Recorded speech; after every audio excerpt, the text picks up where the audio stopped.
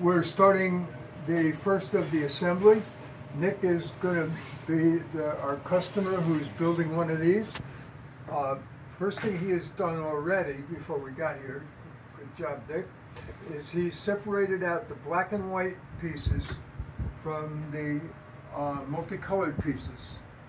They have been set aside until the next stage. The bridge pieces, the mountain pieces, we'll be using the horizontals and a couple other things, but first we want to get the bench work or basic structure done. And he has also separated out just the A pieces. P stands for profile, A stands for the A module. These are ribs, and you got those in a pile, so you're really halfway there. Nick is then going to show you how we do something called the dry fitting. It's a furniture term. Nick normally makes furniture. You just take the parts, fit them together, you don't put any glue on them to make sure they fit, right? That's right. That's it. The best way to start this is to have all modules are the same. There are 4, A, B, C, D. You put the name in either the right-hand corner or the left-hand corner so you're facing it the long way. Go. Go? Go.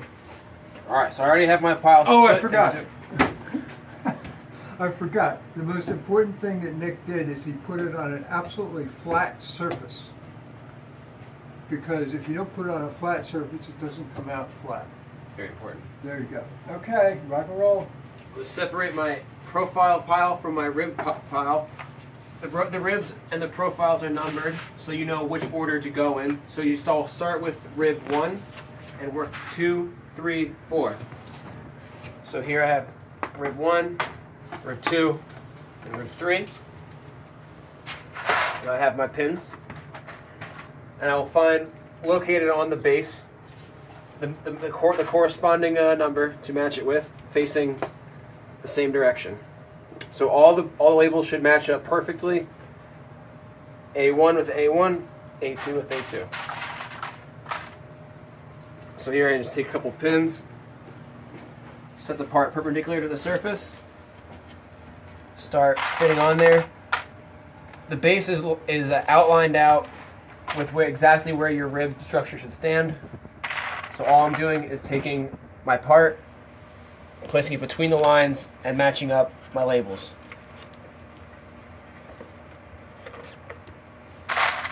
What happens if the label's upside down?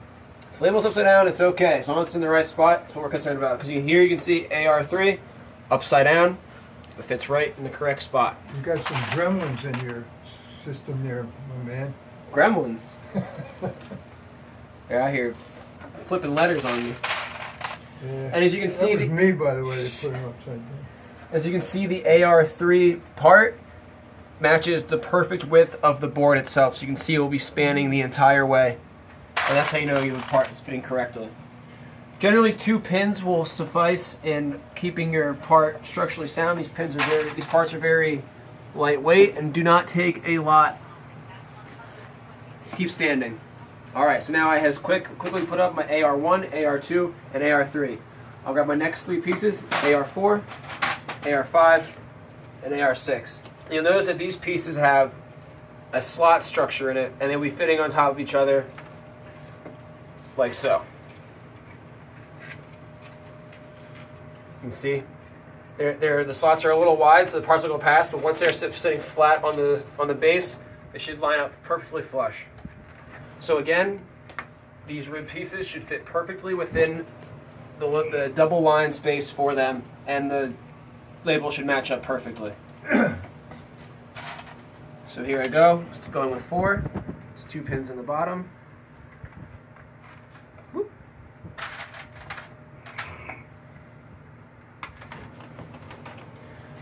Easy peasy. AR5.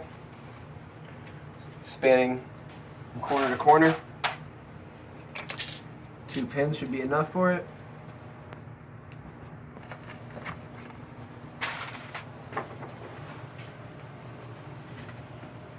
And now AR6.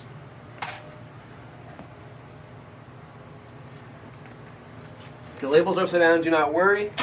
Just making sure that the label matches up to the label will tell you if you have your part oriented correctly.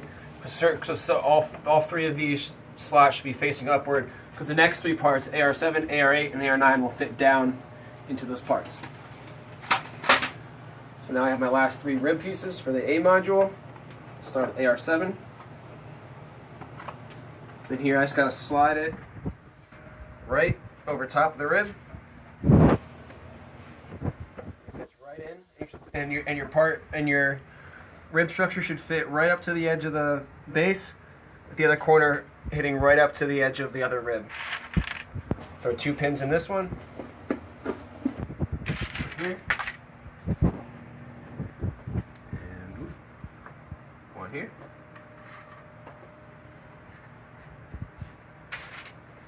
AR8. A tall slot slides into the other tall slot, AR4. Short slot in the AR5. Other short slot in the AR6. Just push it all the way down. Wow. You can see.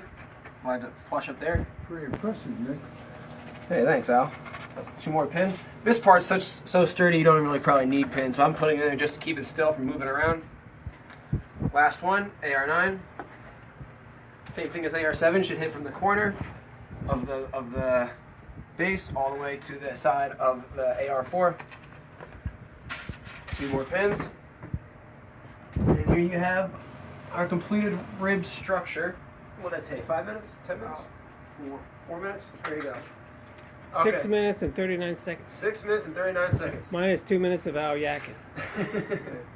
Okay, so now moving on to the profiles. Same thing as the ribs.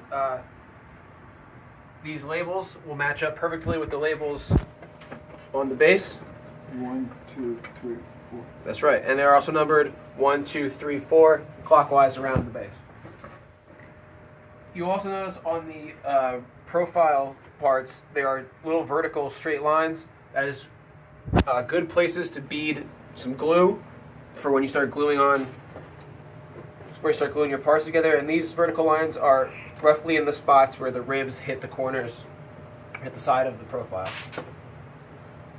So when you're pinning these on, you kind of want to put about possibly 1 pin per intersecting rib. And we have 1, 2, 3, 4, 5. So I want to put about 5 pins in this, maybe a couple more that are attached to the actual base itself, just to keep it a little flat so we can get all, see if we need any trimming anywhere, which we shouldn't.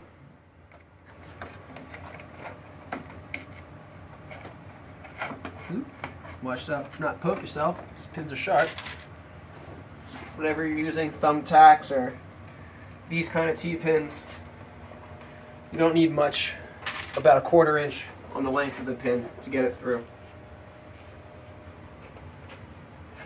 Okay, we're all pinned on with AP1. You also notice that the profile should fit the exact distance on the base that you're fitting it to. So AP1 spans the exact entire length of the base, and AP2 spans the exact entire width of the base, leaving no overlap in the corners, as you'll be able to see here.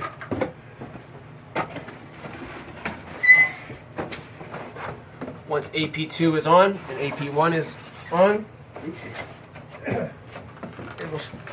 should have a little, about 1/4 inch gap. They will not meet up perfectly. There will be a nice little square we do full of balsa wood after it's all glued up.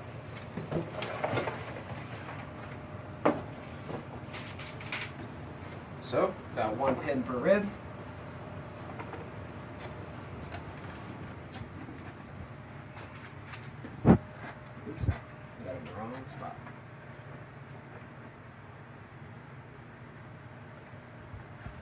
Also, what these pinholes are going to help you do later is when you actually go to glue it on, it helps you line it up to where the pinholes are. You just reuse the pinholes. It helps keep you lined up for when you're gluing it all together, so you don't, no guessing involved here. What is all this? I'm sorry? Just close that. Thank you. All right. Swinging around to AP3. Oh, so light. Oh man, it Swinging floats. Yeah, that's the beauty, is that you can work on a small piece you're building a large layout, but just one section at a time is all you need. Right, so you can stuff this away wherever after you've completed putting it together. Nick, why don't I give you a piece of balsa wood and you can show how the corners work? Okay, let me just, There you go, I'm gonna go. yeah. What are those holes in that thing? So you'll notice that each profile has holes in it. This is for, the smaller holes are the holes that are for the provided bolts, Uh-huh. and the larger holes are for interior electric wires to go through, so you don't have to cut those yourself. You can see here in AP4, bigger holes for the wiring. Wiring and then bolts. Like the in a little- house. So like in a house.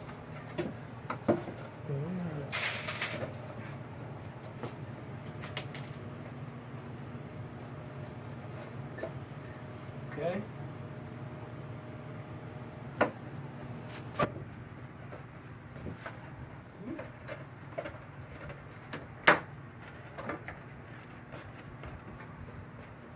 All right. Now, I've done this a million times before, so I did that probably much faster. So take your time, making sure everything matches up and double checking in all your lengths and dimensions. That's just a sample. Piece of 1/4 inch balsa wood will be filling in your corners. So as you can see here, like I said earlier, the parts only go span the length and width of the piece itself, which leaves this extra 1/4 inch. The provided balsa wood, you can slip it right in and glue, and that'll cement your corner together, just like that. What's that little opening for on the other side there? Little opening here Yeah. is a service door. Ah, It's for reaching in and just doing any sort of wiring or bolts that you need to do. Because right around the corner here, you have a bolt hole, so you need to access that. As each of the bases also has bottom access doors that will need to be punched out, just like all the other parts. wow.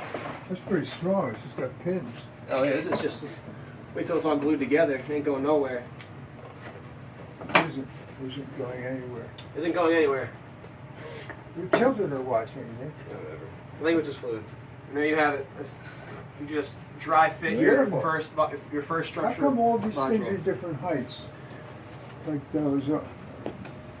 That's a different height. That's a different height. Okay. Each rib has different levels in it. So there's going to be gradation on the top of your horizontals, your models, so that when the train goes down slope, the structure slopes as well. So you're not just relying on one piece of foam core to keep it going. You got. All right. All right. You can put the tops on, or Do you want to put top on? let's stop for now. okay. Okay. How'd I do?